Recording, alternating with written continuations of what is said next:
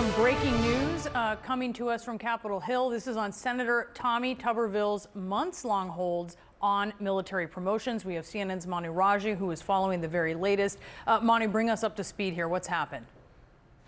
Yes, Senator Tommy Tuberville, after a full year holding up military nominees over his demands that the Pentagon change his abortion policy, just announced that he is backing down. He is not going to hold up all these military promotions that he has been doing all year long to get his demands met. Now he will allow almost all of them to go through. There are roughly 450 military promotions that have been held up amid this one-man blockade. But Tuberville just told a group of reporters, including our colleague Lauren Fox, that he will hold up all of them except for the handful of four-star generals, the four-star nominees. There are about 10 or 11 of those 450 that he wants individual roll call votes on, but the rest of them, under 4 stars, 3 stars and below, all those he will allow to go forward. That means that Chuck Schumer, the Senate Majority Leader, can go to the floor and simply call for their vote and they can be approved as quickly on a voice vote. Something that typically has done time and time again for many, many years.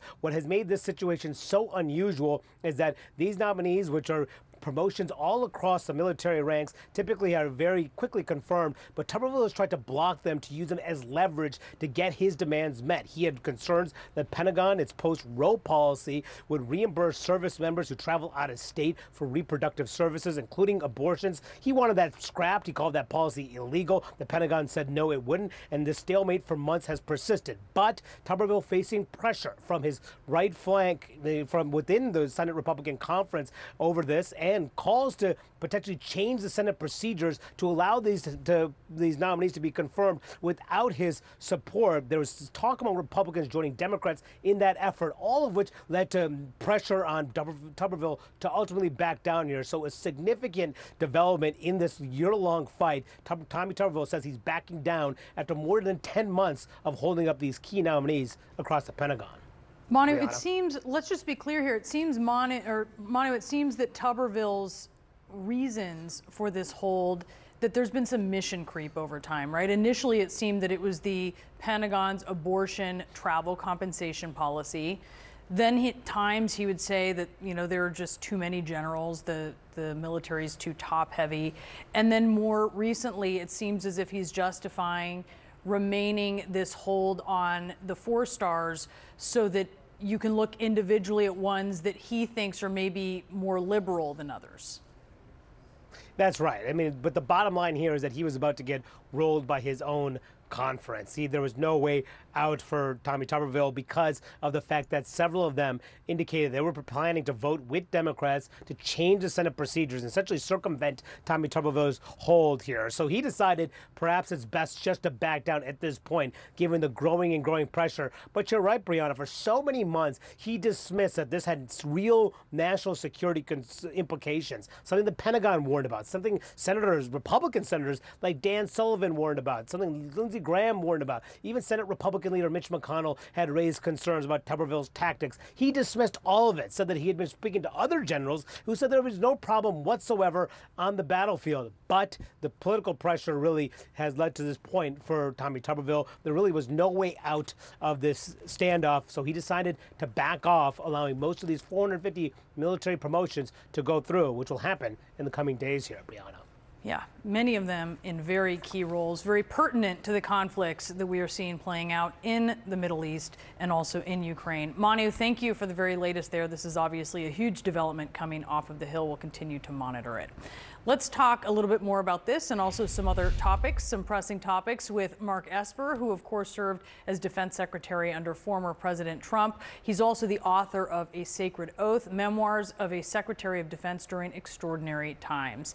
This was pretty extraordinary, Secretary, what we saw coming from Tommy Tuberville here the last several months. What do you think of this development that he's giving up on these holds except for 4 stars? Yeah, it's great news, Brianna, and it's frankly long overdue. I'm surprised that he backed down. That's startling as well. Although I've talked to a few senators in recent days, and of course there was a plan to offer a rule change, a temporary rule change that would allow the Senate to move most of these nominees through, except for the 4 stars. And I think he saw the writing on the wall and probably didn't want to see that happen. Probably thought that would hurt him.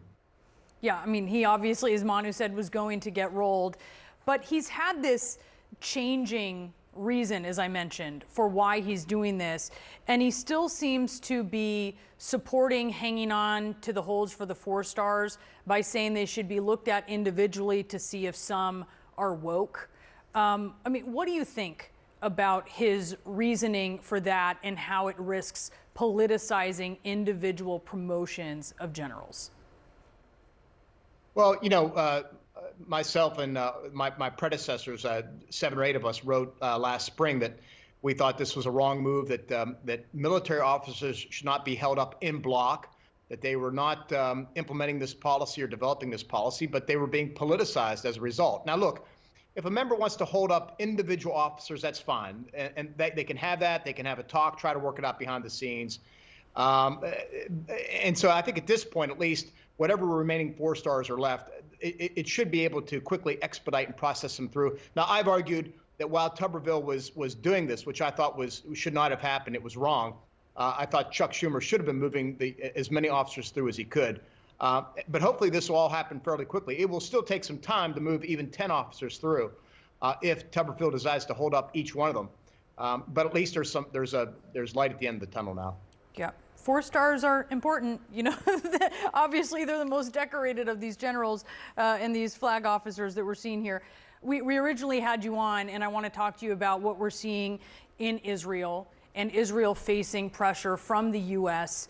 to be more careful as it targets Hamas and to make sure that it is minimizing civilian casualties. So I wanted to talk to you about that because we heard an Israeli government spokesperson saying this morning that Israel is open to constructive feedback on minimizing civilian deaths, but really as long as it's consistent with Israel's goal of destroying Hamas. I think what we're hearing there is not a lot of receptivity on the part of Israel there. In your view, does Israel risk a lot here if the legitimacy with which it is executing its war increasingly comes into question? Well, look, they are a democracy. They've signed up to the Geneva Conventions. They are bound to conduct themselves by the laws of land warfare, and they should.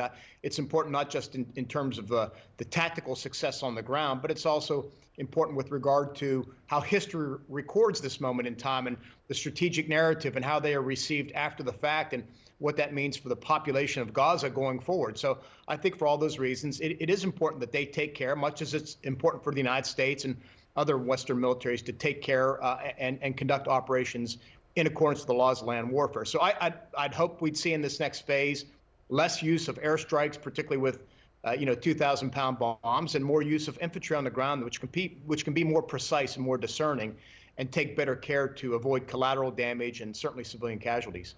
Are you seeing that as they zero in on Khan Yunis and expand their war in Gaza? You know, it's hard to see that, Brianna, because like most people, I'm dependent on what the media reports on the ground. And, many of your reporters and others are able to get in, but it's hard to see the day-to-day combat and what's happening. Now, we do see airstrikes. It's hard to tell how big those are.